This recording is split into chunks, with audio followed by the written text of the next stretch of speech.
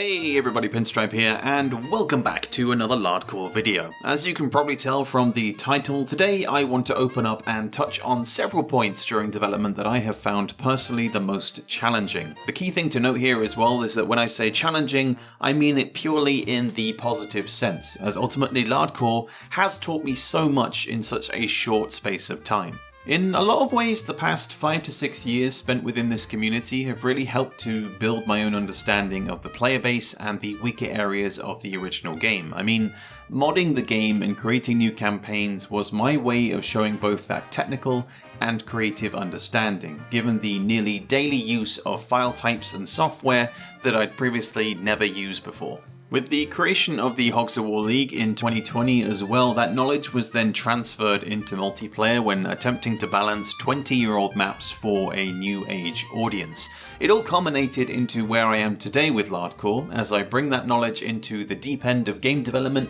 and throw everything that I've got at this project. When I officially joined the project back in 2023, I was well and truly bursting with ideas, designs, and plans that could be implemented in Lardcore. Level design was obviously the forerunner, given the amount of time I'd already spent working on the maps in my spare time. My biggest challenge though was reeling myself in creatively and refining those ideas. As an example, the tools we use in Lardcore provide a plethora of customization options for every section within the game world, so lighting, time of day, sky details, weather effects, grass, water decals, and so on. At the time it was like an all-you-can-eat buffet, as I was frantically scrambling my ideas into actual visual concepts, and you can actually see some of those ideas in our much earlier Lardcore videos over on the project's YouTube channel. It was very easy to go too heavy-handed within a certain area, the wanting to show off as much as possible, when really the more defined approach was to reel those ideas in and make them much more subtle, especially when it comes to how they affect gameplay. Given that Lardcore is bringing new visual content to the table, how this then impacts the player in their understanding of the game must also be considered. For instance, not having too much heavy fog in the earlier missions on normal mode, so that the player's relationship with the water and, I guess, most importantly, falling into it, is understood and not hampered right from the get-go because you can barely see the water's edge in front of you. The obvious focus in the majority of these kinds of instances is on new players, where I've needed to kind of return my mindset to that of the original dev team, as ultimately we want the experience of playing Lardcore for the first time, and indeed for first-time users, to be as enjoyable as it can possibly be. The learning curve and difficulty should always increment slowly, which is what we see in single player, so keeping that in mind at all times with the visuals has been a challenge. As a veteran player myself, it's easy to prioritize Lardcore in a way that suits me and a specific chunk of the existing community, but you can understand where this problem arises with that kind of approach. A certain level of respect must be maintained towards the original vanilla game and its content, as it's easy to try and go ahead of the curve and completely change and add new elements that weren't there previously.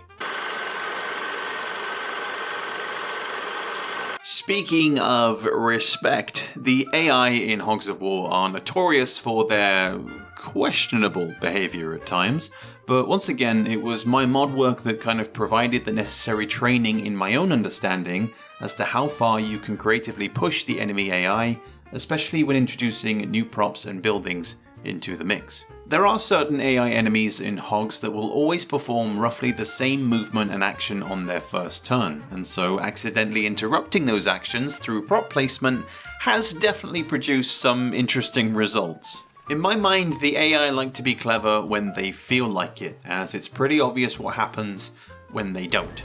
Believe it or not, the AI are actually able to detect when something is blocking their path. It just gets a little bit more complex when we factor in two things. Number one, the difficulty level that is being played, whether that is normal or hard mode, and number two, the existing performance of the player during battle. The complications in their ability to detect such obstacles gets harder the closer they happen to be to the prop or terrain when they take their first turn, which is why there are certain spots in the game where you can easily exploit the enemy into damaging themselves.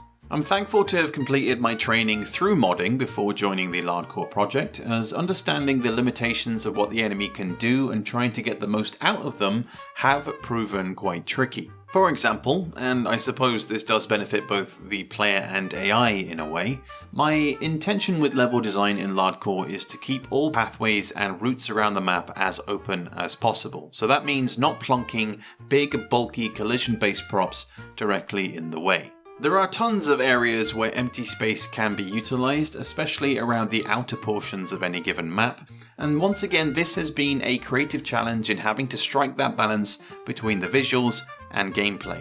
Working with the AI is a constant battle in ensuring their functionality is not impacted to the point where they negatively affect the player's experience, because as humorous as it can be when the enemy pigs do make a blunder, you still need them to bring that element of difficulty to the table.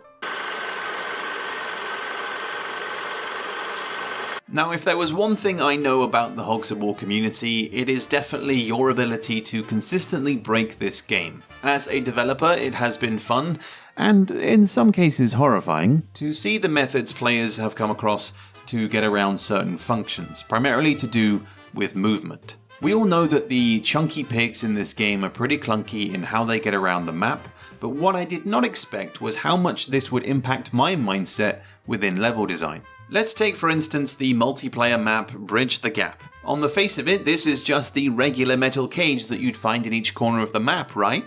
But do you see the potential problem here?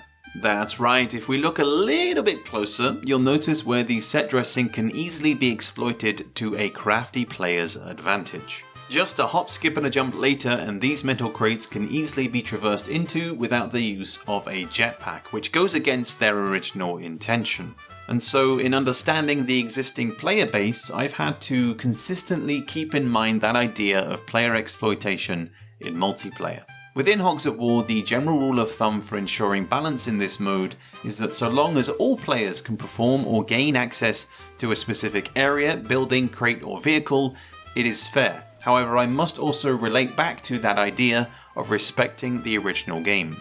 Instances where the trade-off of using an ability like the jetpack or even the special ops is ignored goes against the prop's original function of blocking the player's easy method of traversal, as ultimately the player is gaining access to something important, in this instance another jetpack and airburst crate. I like to think of this blocking as paying a toll, in that you must give something in order to then gain something.